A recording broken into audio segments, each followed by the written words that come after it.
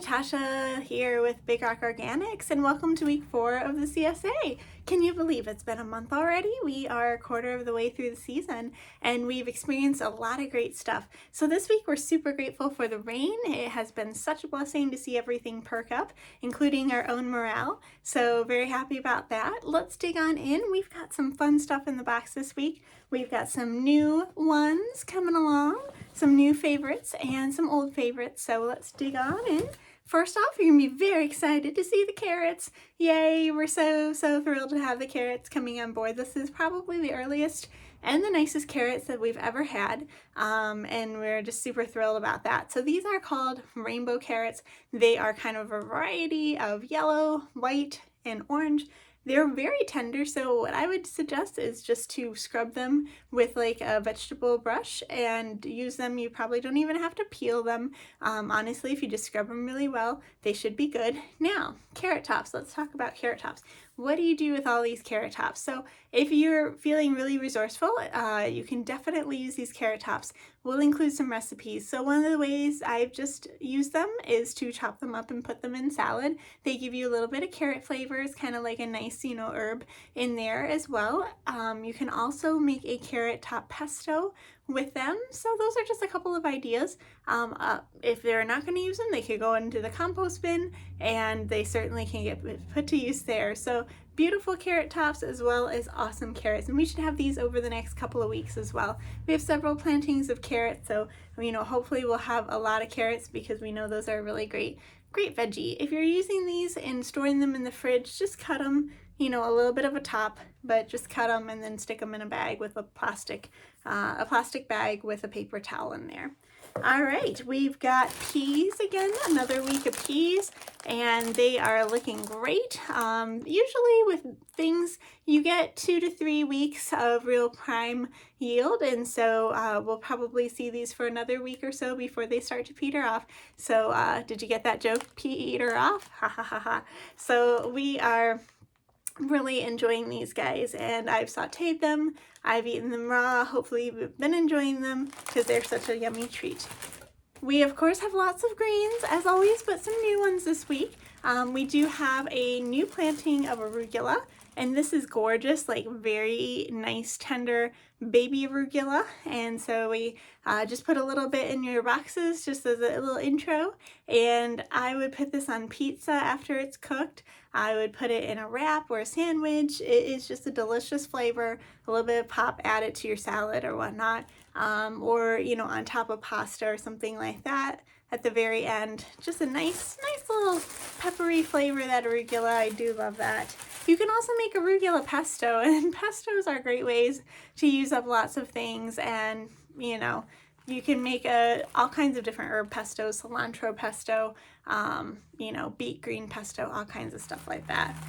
All right, we also have a new one this week. These are 2 different kinds of kale. We have a purple kale, and I just love these. They're double-sided. Look at that. One side is purple and the other side is green. They're so pretty. And these are kind of like baby kale, so this could be used in a salad. And then this one here is called dinosaur kale, and it gets its name from that lovely texture that of course looks like a dinosaur. So if you're trying to entice any young children to eat their vegetables, you could certainly tell them that this is dinosaur kale and they're eating dinosaur skin. I don't know, it might work. It might be a way to get the kale eaten, I don't know. So this is great as a salad. Also, just toss it in at the last minute into a soup or something. We've got some little overcastery days here. You could definitely make a soup with all these different vegetables. Do like a cream of kohlrabi or something like that. Throw a little bit of broccoli in there. That would be a great soup. And then just throw some greens in at the end as well. So that's a great idea, but these are also good fresh or, just slightly cooked, but they are a tender baby green. You could also make kale chips with them. They're all ready. You don't have to like tear them or anything. So that would be another idea, and I do love my kale chips. All right, we've got lettuce. Now the lettuce definitely kind of heading out.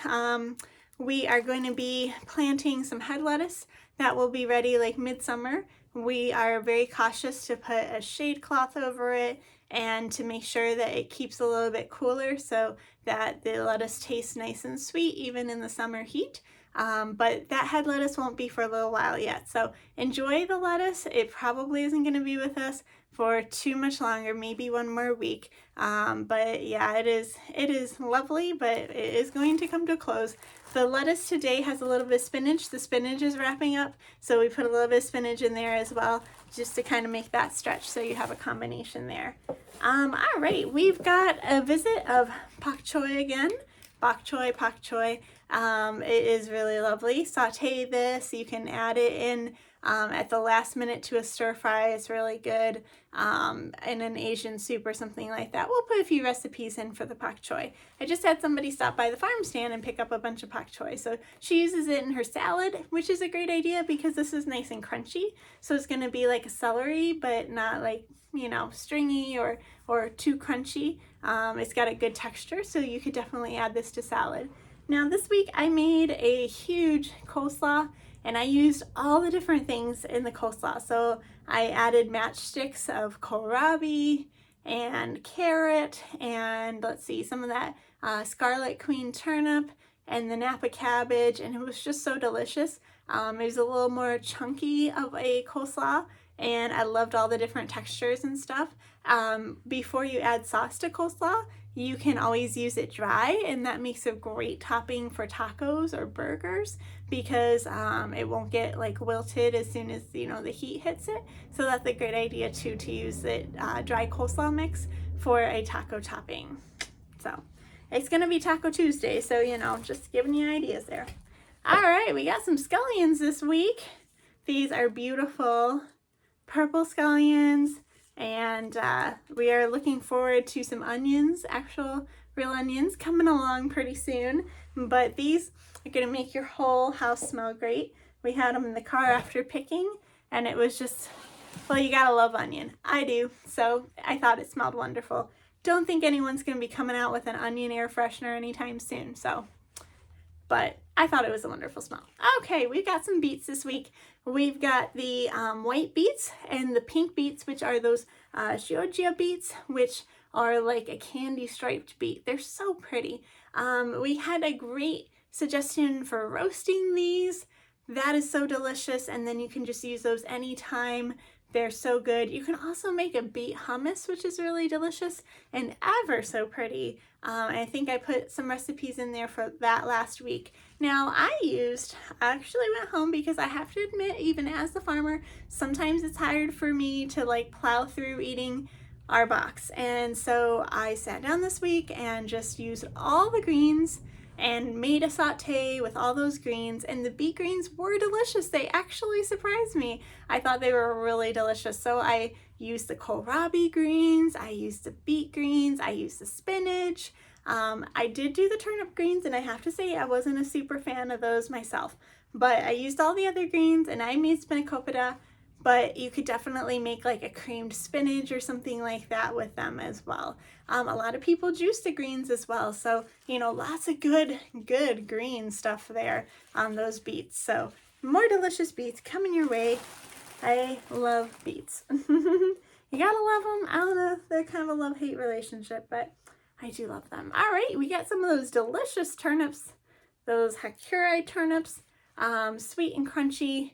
Valerie, one of our volunteers, she said she eats them like an apple, and yeah, they are so good. So these are coming to a close as well. Their season is kind of coming to a close, but we just planted some more, so they should be coming along in about, you know, a month or so. So we have lots of different succession plantings, so hopefully we won't overwhelm you too much, but you'll have some snippets of things all throughout the season. But I really do love these little guys here.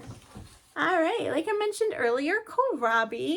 Now these guys store, so just put these in the fridge. They are wonderful. I put them in, I don't know if I said this last week, I put them in dill pickle juice, you know, just whatever dill pickle jar you happen to have in the fridge. I just cut them into sticks and stuck them in there, and they're super crunchy. They taste just like a dill pickle, but they're better because they're even more crunchy. So that was something fun I did with them.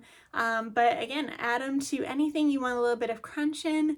It is kind of sweet and crunchy, so you could even take and add some fun like sweeter seasoning to it if you want. I've seen people do all kinds of different things with this. So, you know, add it to like a fruit salad or something for a little bit of crunch. It'll pick up all the other flavors. You can even cut it into fun shapes and things like that. So I do love kohlrabi raw. However, I also like a creamed kohlrabi or like a kohlrabi au gratin, which is also very yummy, and a nice cheese sauce and some crumbles on top, breadcrumb crumbles. Also, I do really like fried onions, like you would put on a green bean casserole. Those make a great topping as well. So that's one of my favorite things to do on a topper as well. So kohlrabi, so many useful things, such a versatile vegetable, such a little known vegetable. So we'll keep getting that word about the kohlrabi out, right? Okay, and what else do we have in here this week? We've got those gigantic turnips. Well, they have gigantic greens as well. I cannot believe how big these are. And this will be the last week for these guys. Again, you know, a turnip sweet taste with a little bit of heat. These do have a little bit more heat than the Hakurei turnips. But we tried them out this year, and they're just such a pretty color. So stunning to look at. So I think that concludes everything in the box this week.